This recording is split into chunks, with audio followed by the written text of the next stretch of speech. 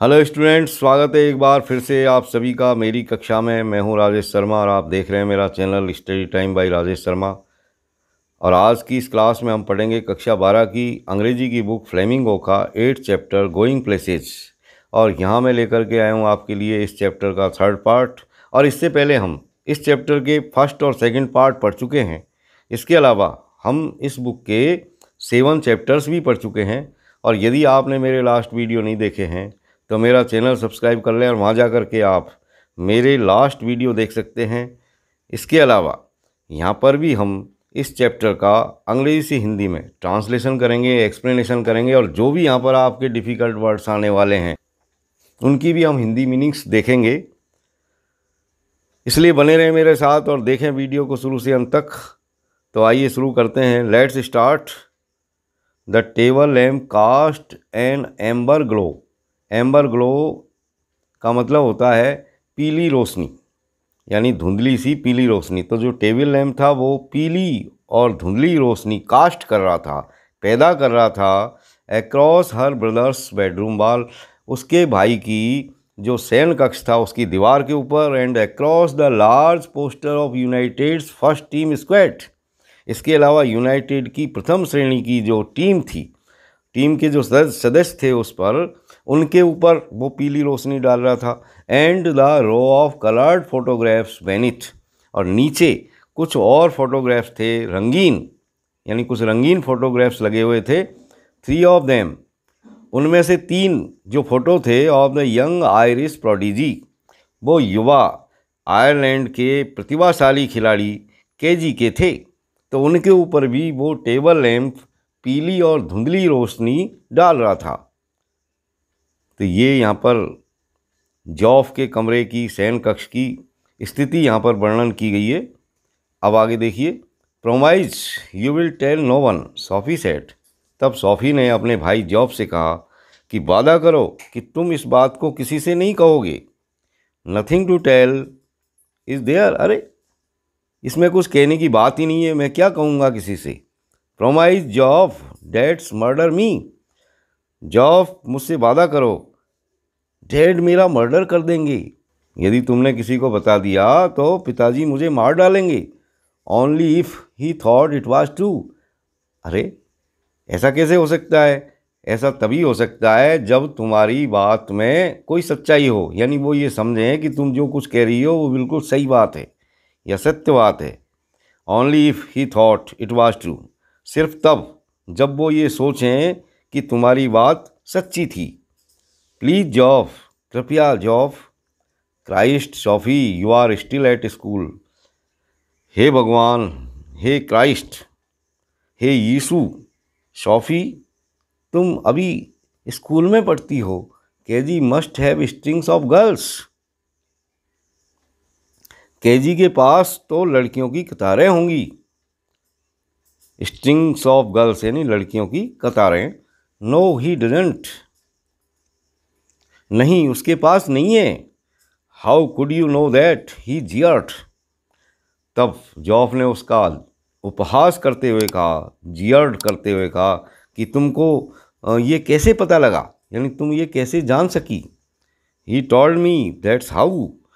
तब सोफी ने बताया कि उसने मुझे बताया था इस तरह। दैट्स हाउ, इस तरह। As if anyone would tell a girl something like that, जैसे कि कोई व्यक्ति किसी लड़की को ऐसी बात करेगा। क्या कोई व्यक्ति किसी लड़की को ऐसी बात कहेगा? As if anyone would tell a girl something like that, जैसे कि कोई व्यक्ति किसी लड़की को ऐसी बात कहेगा। यस ही डिड, हाँ उसने ऐसा किया।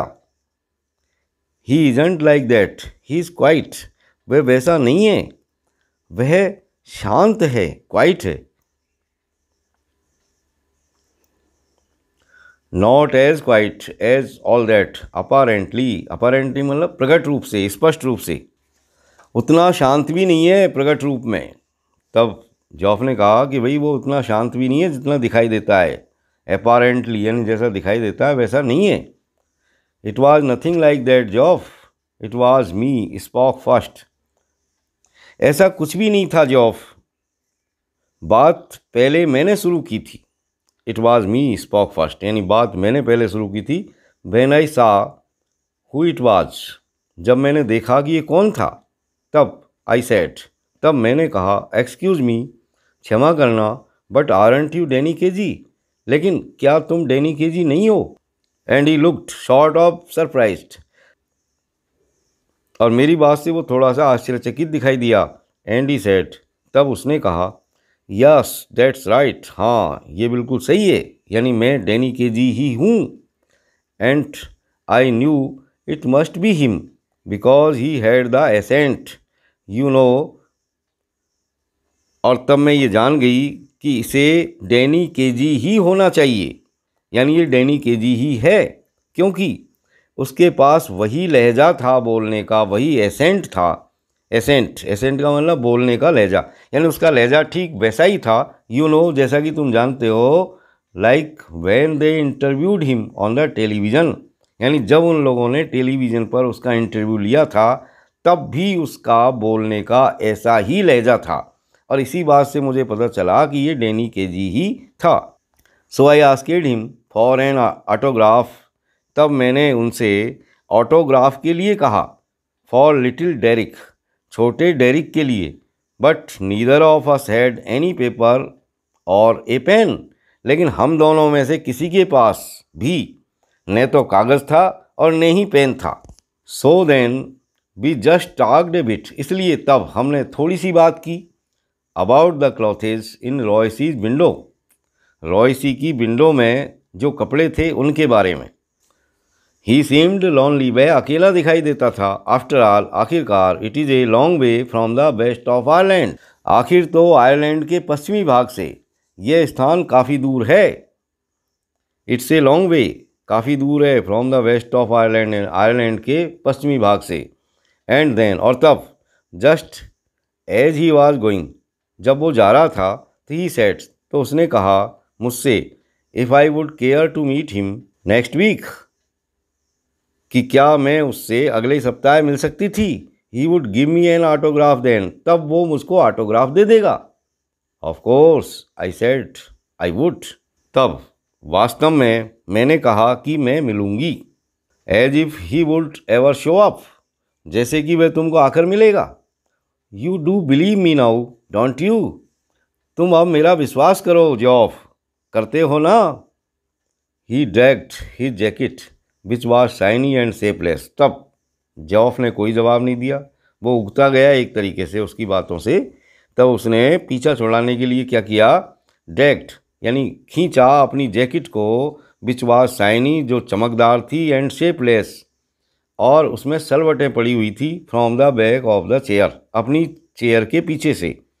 And pushed his arms into it, और उसमें अपनी बाहों को डाला, यानी उसको पहन लिया। She wished he paid more attention to his appearance, तब उसने मनी मन ये कामना की कि ये जॉफ को अपने स्वरूप पर, यानी अपनी बनावट पर कुछ ज़्यादा ध्यान देना चाहिए। उसने मनी मन कामना की सॉफ़ी ने, यानी उसके स्वरूप, अपीयरेंस मतलब स्वरूप, ये दिखावट। Wished he cared more about clothes, उसने ये भी कामना की कि उसको अपने कपड़ों के बारे में भी ज़्यादा परवाह करनी चाहिए। He was tall with a strong dark face, वो एक लंबा और मजबूत काले चेहरे वाला यंग मैन था। हैंडसम, सी थॉट, और खूबसूरत भी था, उसने मनी मन सोचा। सी थॉट, उसने सोचा।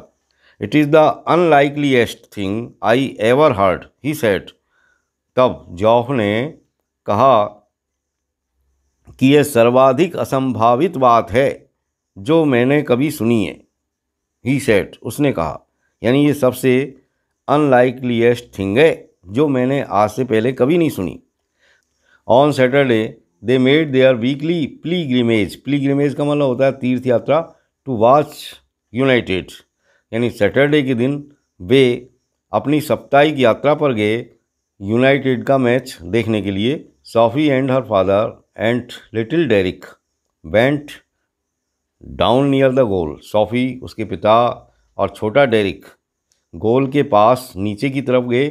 जॉफ as always went with his mates, और जॉफ, जैसा कि हमेशा होता था, अपने मित्रों के साथ गया हायर अप, ऊपर की तरफ, यानी ऊपर की तरफ जाकर के बैठ गया। United one 2-0 and KG drove in the second goal. United ने इस मैच को 2-0 से जीता और केजी ने दूसरा गोल किया। A blend of innocence and Irish genius. Blend यानी मिश्रण, इनोसेंस यानी भोलापन, आयरिश यानी आयरलैंड का, जीनियस यानी प्रतिभाशाली। तो आयरलैंड की प्रतिभा और भोलेपन का मिश्रण जो कि ये था Danny Casey. Going round the two big defenders, दो गोल रक्षकों के चारों ओर जाते हुए। On the edge of the penalty area, जो पेनल्टी क्षेत्र के किनारे पर थे। With her father screaming for him to pass, Sophie के पिता केसी की ओर पास देने की सलाह देते हुए चिल्ला रहा था। And beating the hesitant goalkeeper from a dozen yards, और संकोची गोलकीपर को 1 दर्जन गज की दूरी से मात देते हुए उसने दूसरा गोल किया। Sophie glowed with pride, Sophie अभिमान से चमकने लगी। सोफी ग्लोड विद प्राइड, यानी सोफी जो है ग्लोड यानी चमकने लगी, विद प्राइड अभिमान से। आफ्टरवार्ड्स जॉफ वाज एक्सटेटिक, और बाद में जॉफ अति प्रसन्न हो गया था, एक्सटेटिक हो गया था। डिफेंडर्स का मतलब होता है रक्षक, स्क्रीमिंग यानी चिल्लाना, हेजिटेंट यानी हिचकिचाहट से भरा हुआ, प्राइड यानी अभिमान या गर्व, आफ्टरवार्ड्स यानी बाद में। I wish he was an Englishman someone said on the bus, बस में किसी व्यक्ति ने कहा कि मैं चाहता हूं कि वह अंग्रेज़ होता, यानी मेरी ये कामना है कि ये डैनी केजी एक अंग्रेज़ होता। Ireland will win the world cup, Ireland विश्व कप जीतेगी। Little Derek told his mother when Sophie brought him home, और जब सोफी लिटिल डेरेक को घर लेकर के आई तो डेरिक ने अपनी माँ से कहा कि आयरलैंड विश्व कप जीतेगा। Her father was gone to the pub to celebrate, और उसका पिता पब के अंदर सेलिब्रेट करने चला गया, यानी शराब घर में जश्न मनाने चला गया। What's this you have been telling, Jansie said next week, यानी ये जो कुछ घटना हुई इसके अगली सप्ताह, यानी एक सप्ताह बाद में क्या हुआ कि झांसी सोफी से मिली और झांसी ने सोफी से ये पूछा कि what is this you have been telling, ये क्या है जो तुम कहती रही हो। झांसी ने कहा नेक्स्ट वीक, अगले सप्ताह। अबाउट व्हाट, किस विषय में। सोफी ने कहा कि भाई क्या बात है, किस विषय में आप बात करना चाह रही हो। अबाउट व्हाट, किसके बारे में। Your Geoff told our Frank you met Danny Casey, तुम्हारे जॉफ ने हमारे फ्रैंक को ये बताया है कि तुम डैनी केजी से मिली थी। This wasn't an inquisition, just Jancy being nosy, ये कोई इनक्यूजिशन नहीं था, मतलब कोई पूछताछ नहीं थी, केवल झांसी जानने को बेताब थी, यानी वो नोजी हो रही थी, कहने का मतलब जानने को बेताब थी। बट सोफी वाज स्टार्टल्ड, लेकिन सोफी इसकी बात पर चकित रह गई, स्टार्टल्ड रह गई। ओह दैट, अरे वह। Jansie frowned sensing she was covering, तब झांसी थोड़ा गुर्रा करके बोली, फ्राउंड हुई थोड़ी सी, ये सेंस करते हुए, ये जानते हुए कि सोफी उससे कुछ कवर कर रही थी, कुछ छुपा रही थी। यस दैट, हाँ वही। वेल यस आई डिड, तब सोफी ने उससे कहा कि अच्छा हाँ आई डिड, मैं मिली थी। You never did, Jhansi explained, तुम कभी नहीं मिली, झांसी ने विस्मयपूर्वक कहा।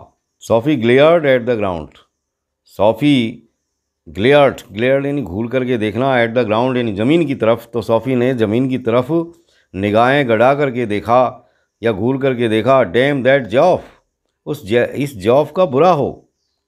This was a जॉफ thing not a Jhansi thing, ये बात सिर्फ जॉफ के लिए थी, झांसी के लिए थोड़ी थी। और उसने कैसे बता दी इस बात को। It was meant to be something special just between them, यह उनके बीच एक स्पेशल बात रहनी थी, कुछ गुप्त रहस्य, समथिंग सीक्रेट यानी कुछ राज की बात। Tell gawky Jansie something like that, gawky का मतलब फूहड़, तो इस तरह की कोई बात इस फूहड़ झांसी को बताने का मतलब है and the whole neighbourhood would get to know it, कि सारा पड़ोस उस बात को जान जाएगा। यानी कोई भी बात यदि इस गौकी झांसी को बताई जाए तो कुछ ही देर में सारा पड़ोस भी उस बात को जान जाएगा, यानी इसके पेट में बात पचती नहीं है। डैम दैट जॉफ, जॉफ का बुरा हो, वाज नथिंग सेक्रेड, क्या उसके लिए कुछ भी पवित्र नहीं है, कुछ भी सेक्रेड नहीं है, सेक्रेड यानी पवित्र। It's a secret meant to be, ये एक गोपनीय बात है, एक सीक्रेट है, राज की बात है, और मीन टू बी, और इसको गुप्त ही रखनी है, यानी राज ही रखना है। I will keep a secret soft, you know that. तब झांसी ने कहा कि तुम बिल्कुल चिंता मत करो सौफ, तुम जानती हो कि I will keep a secret, कि मैं तुम्हारी गुप्त बातों को गुप्त ही रखती हूँ, तुम्हारी राज को कभी उजागर नहीं करती। I wasn't going to tell anyone, मैं किसी से भी कहने नहीं जा रही। There will be a right old row if my dad gets to hear about it, there will be a right old row if my dad gets to hear about it. Old row का मतलब पुराना झगड़ा, तो एक पुराना जो झगड़ा फसाद है वो पैदा हो जाएगा यदि मेरे पिताजी को इसके बारे में खबर लगी या उन्होंने सुना इसके बारे में। Jancy blinked a row, I would have thought he would be chuffed as anything. तब झांसी ने पलक झपकाते हुए कहा, क्या कहा, झगड़ा? मैं तो ये समझती थी कि तुम्हारे पिताजी इस बात को सुनकर के अत्यंत प्रसन्न होंगे, चफ्ड होंगे। She realised then that Jansie didn't know about the date bit. तब तक शॉफी ये जान गई, ये रियलाइज्ड उसने कर लिया कि झांसी को अभी उनके मिलने की जानकारी नहीं थी, यानी डेट की जानकारी उसके पास नहीं थी कि मैं और डैनी केजी मिलने वाले हैं, इस बात की जानकारी अभी झांसी को नहीं थी। इस बात को पहचान लिया सोफी ने। जॉफ हैडंट टोल्ड अबाउट दैट, इसका मतलब यह है कि जॉफ ने अभी ये बात इसको नहीं बताई थी। सी ब्रेथ्ड मोर इजीली, तब उसने कुछ और ज़्यादा राहत की सांस ली। Breathed more easily, so Joff hadn't let her down after all, आखिरकार जॉफ ने उसको धोखा नहीं दिया था, लेट डाउन नहीं किया था। ही believed in her after all, आखिरकार वह उसका विश्वास करता था, बिलीव करता था। After all some things might be sacred, आखिर कुछ चीज़ें तो पवित्र हो सकती है। It was just a little thing really, अरे ये तो वास्तव में एक छोटी सी बात थी। यानी सोफी ने आगे बताया झांसी को कि भाई ये एक छोटी सी बात थी, मामूली बात थी, यानी मैंने तो सिर्फ उससे एक ऑटोग्राफ मांगा था।